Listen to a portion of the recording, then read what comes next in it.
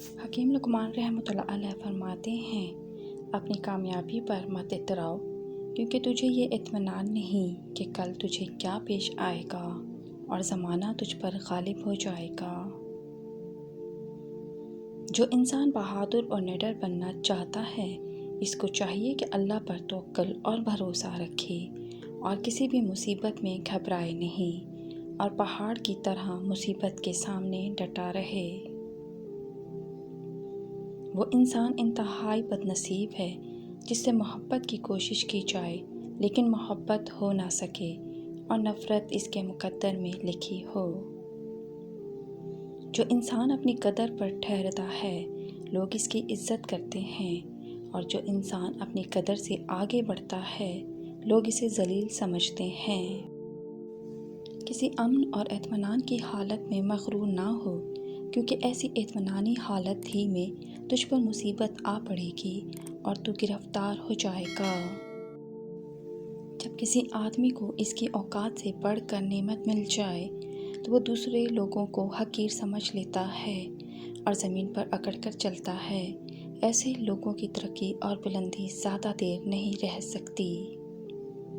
غیر عادل سلطان پر اور اس سخی پر جو مال بے موقع صرف کرے اور اس دولت مند پر جو حسن تدبیر نہ رکھتا ہو، افسوس کرو، کیونکہ عنقریب یہ برباد ہو جائیں گے۔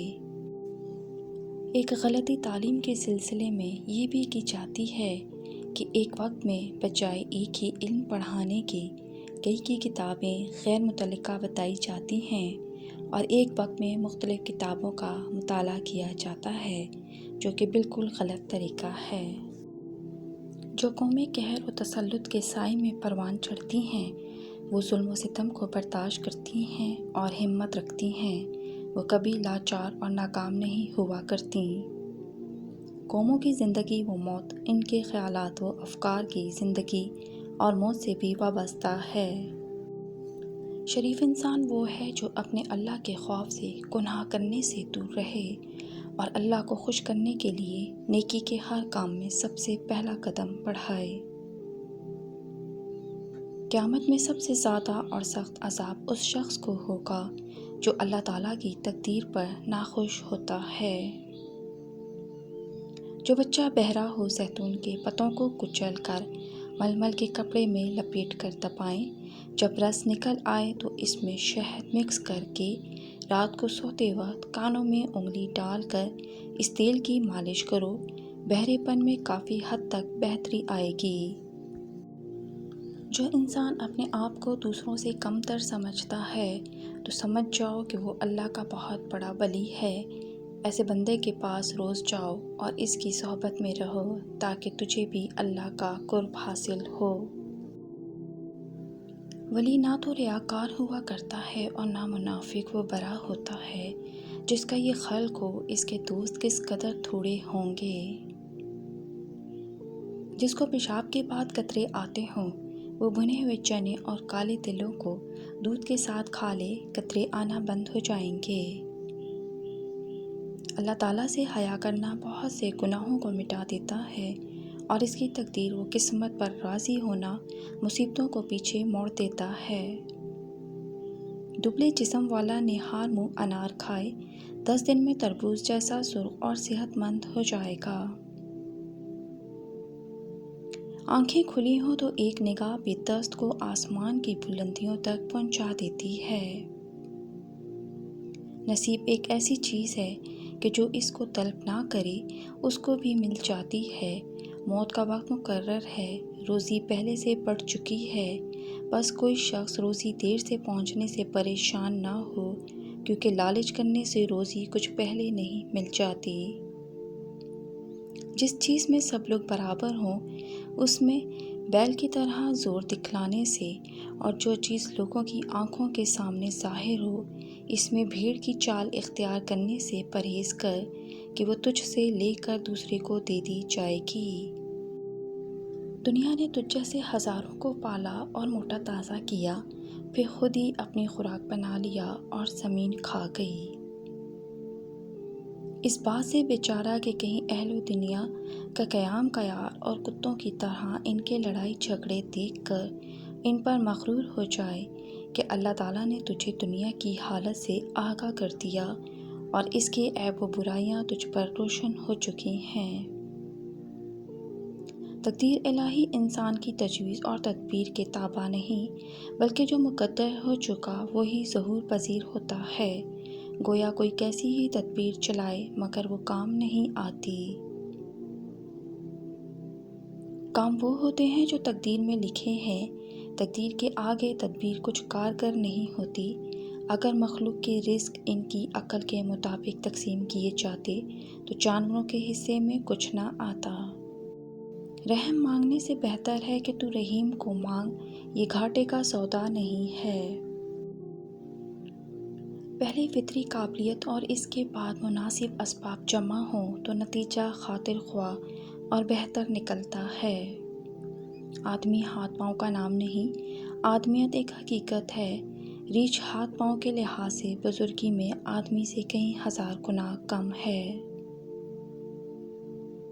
اگر ہمارا گناہ صرف یہی ہے کہ ہم دنیا کی محبت اور دنیا کے مطلب دار ہیں تو پھر ہم دوزخ کے حقدار ہیں۔ معتبر بندے کی بات کے سوا کسی کی بات پر دھیان مت دیں۔ اگر دوسرے لوگوں کی سنی سنائی باتوں پر عمل کرے گا تو جلد ہی بھاری نقصان اٹھائے گا۔ مخلوق قومیں ہمیشہ غالب اقوام کی تقلید کرتی ہیں، کیونکہ نفس انسان کی یہ کمزوری ہے کہ جن لوگوں کی اطاعت و پیروی پر وہ مجبور ہوتا ہے ان میں غیر شعوری طور پر ایک طرح کے کمال کو مانتا ہے۔ وہ چاہتا ہے کہ وہ کمال اس میں منتقل ہو جائے۔ جہالت کی انتہا یہ ہے کہ جاہل انسان اپنی جہالت پر خوشی منائے، اور سخاوت کی انتہا یہ ہے کہ جو کچھ بھی موجود ہو سب کچھ اللہ کی راہ میں خرچ کر ڈالے۔ انسان اس عمر پر کس طرح خوش ہوتا ہے جو گھنٹوں کے گزرنے سے گھٹتی جاتی ہے، اور جسم کے سلامت رہنے پر کیوں کر مغرور ہوتا ہے جو جہان کی آفتوں کا نشانہ ہے۔ جب تم گناہ کو یاد کرو اور پھر گناہ کی لذت نہ پاؤ تو سمجھ جاؤ کہ تم اب گناہ سے دور ہوتے جا رہے ہو اور سیدھے راستے پر آ رہے ہو۔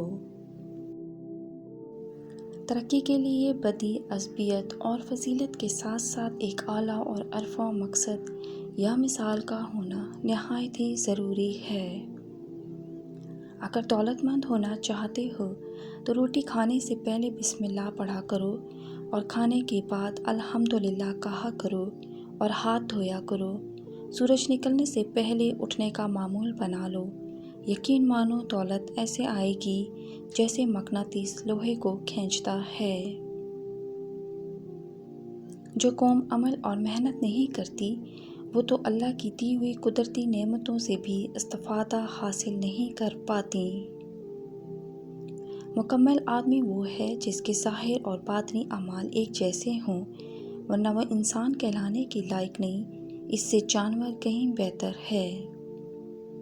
بادشاہ کو غیر معمولی طور پر ذہین ہونا چاہیے تاکہ ہر غربت میں رہنے والے فرد کی مدد کر سکے اور اس کے علم میں ہو کہ کون سا فرد غربت کی زندگی بسر کر رہا ہے۔ جس کو علم کی چاہت ہو اور جس کو دولت کی لالچ، دونوں ہمیشہ خالی رہتے ہیں۔ کوئی کتنا بھی برا سلوک کر جائے تمہارے لیے یہی بہتر ہے، خاموش رہو۔ دراصل فقیر وہی ہے جس کو محبت و عشق نے وحشی بنا دیا ہو اور اسے محبوب کے سوا کچھ اور دکھائی نہ دیتا ہو۔ دنیا کی دولت ہو یا ایمان کی، یہ جتنے انسان میں بڑھنے لگے اتنی نیند ختم ہونے لگتی ہے۔ لائک کریں، شیئر کریں اور سبسکرائب کریں۔ شکریہ۔ اللہ حافظ۔